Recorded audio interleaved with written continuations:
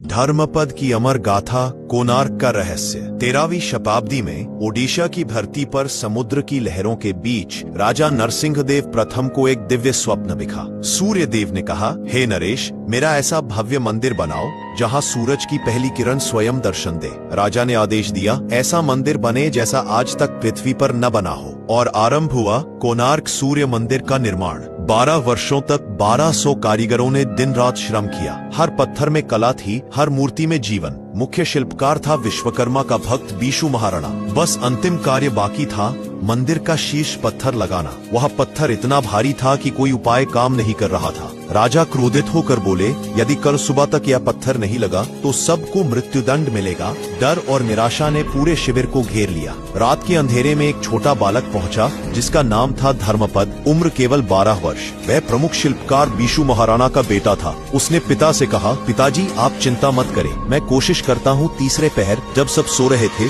धर्मपद मंदिर की ऊंचाई पर चढ़ गया। चांदनी में उसने पत्थर को मापा, रस्सियां बांधी और धीरे धीरे शीर्ष पत्थर को सटीक स्थान पर बिठा दिया। सुबह हुई, सूर्य की पहली किरण मंदिर के शिखर पर पड़ी और पूरा कोणार्क मंदिर सूर्य की तरह चमक उठा। राजा ने पूछा, यह असंभव कार्य किसने किया? पर किसी को पता नहीं था। लेकिन धर्मपद जानता था, अगर उसका नाम सामने आया तो उसके पिता और कारीगरों की जान खतरे में पड़ जाएगी और बरसों की मेहनत पानी में धुन जाएगा। वह मंदिर की चोटी से उतरा, समुद्र की ओर चला और बिना कुछ कहे लहरों में कूद गया। लहरों ने उसे अपने भीतर समा लिया, पर उसका नाम, उसका त्याग इतिहास में अमर हो गया। वह बालक जिसने असंभव को संभव किया और अपने कर्म से स्वयं को अमर बना लिया, वही था धर्मपद।